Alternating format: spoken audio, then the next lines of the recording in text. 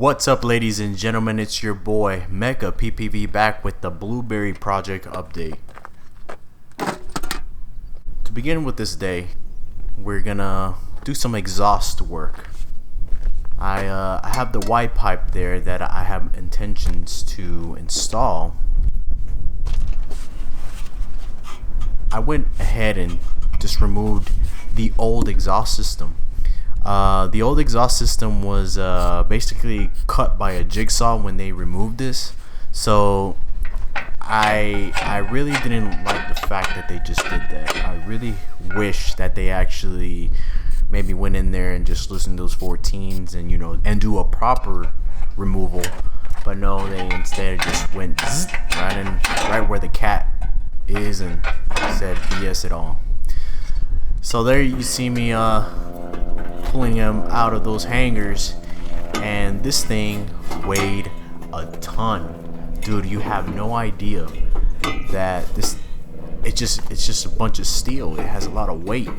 So I had to come up with a way of using my legs to push this thing out, and I was pretty successful at it. But still, the thing was not light at all, and like I said, I really wish they didn't just jigsaw that thing.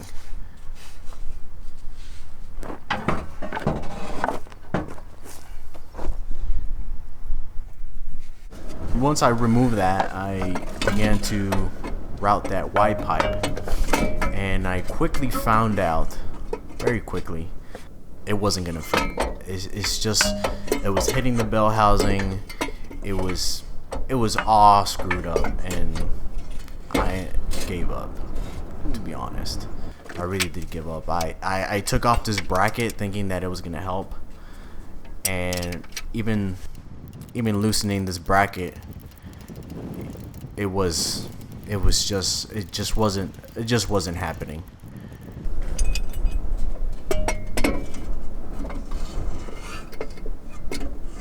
And of course the gasket starts moving away.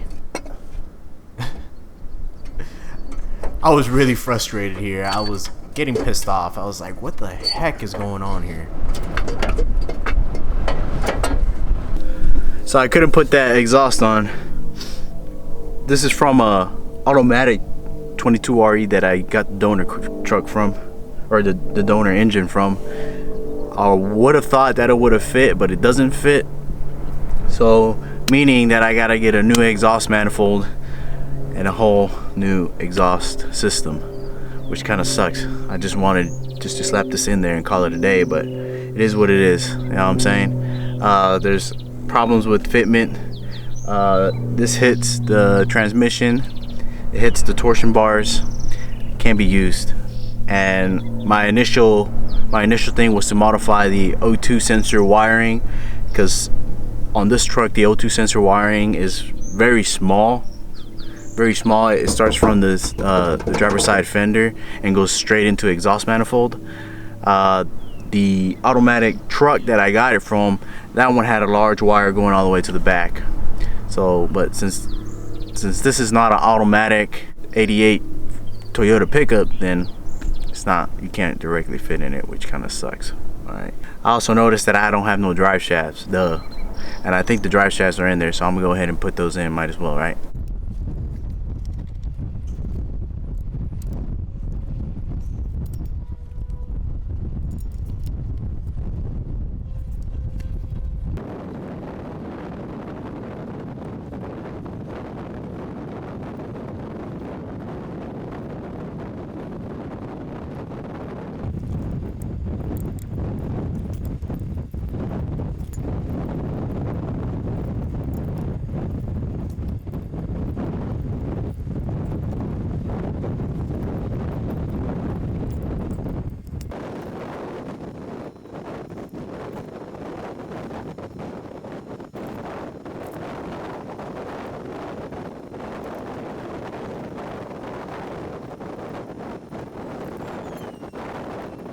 I decided to leave the front drive shaft off. I can't get the 214s in the back. I think I need to have this truck lifted and turn the wheels by hand before I can gain access to those bolts better. So I'm gonna leave the front, so it's gonna be a rear I can't even say rear wheel drive for the meantime. But I did test the front lockers. The front lockers are working perfectly. So we're just gonna keep it as is for the moment. I just want to get some drivability today. I want to replace that slave today. Put that CV boot clutch fork, the CV boot, what the heck, the boot clutch fork in there, and I just want to see this thing move. So let's get right to it. So I had left this slave cylinder leak out.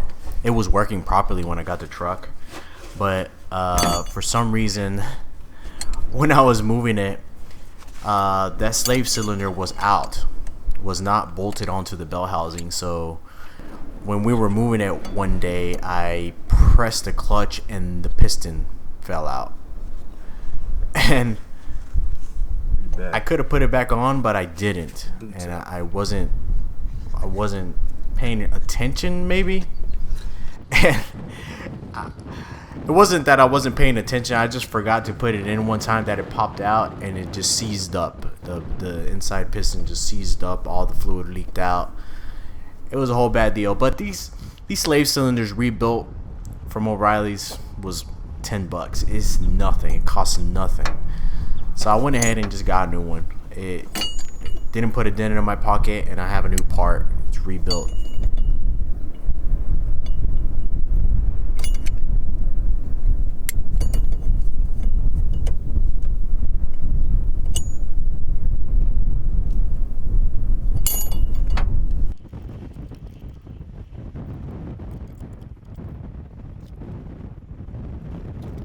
So I had to go get some screws or some bolts because I couldn't find the original. So I actually found some in my bin, that little red toolbox in the beginning you saw.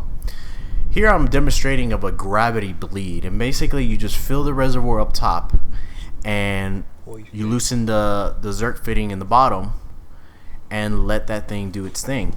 That's all you do. You just let the fluid go down.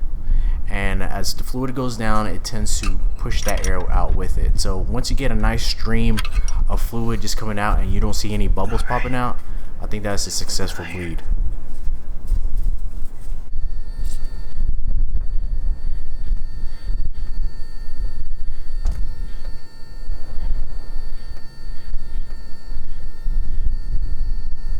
I'm gonna top off all the fluids as I can, because this is gonna be the moment where I'm gonna try to crank this thing.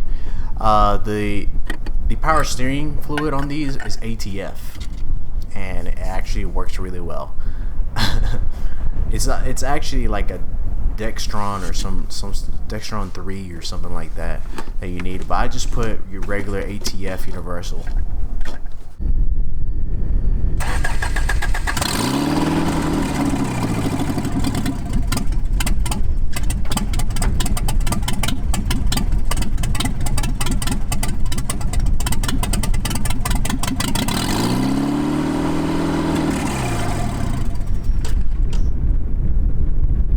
I actually did find a clamp that wasn't clamped, it wasn't tightened, so I did tighten that, and it did hold the idle a little bit.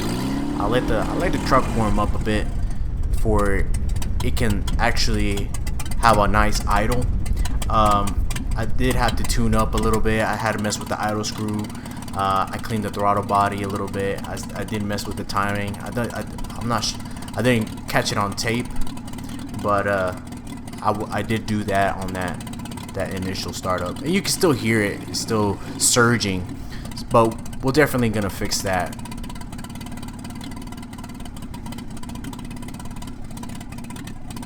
For the most part, at this section, I was trying to make sure that ATF fluid goes through the power steering system really, really well. So here's the moment of truth. The truck is finally moving. Look at it. Yep, it's moving. There's no zero turn pulling that thing. There's no lawnmower. I was so happy. I was just feeling the surge. I just wanted to go out for a long drive out on the road, but I knew that that it needed some work. I still needed to do some engine tuning, so I left it as is. You see, and I guess I'll leave you guys with that, the victory dance at the end of the video. Please stay tuned for the next upcoming videos. We're gonna be driving the mess out of this thing, and trust me, it will purr like a kitten.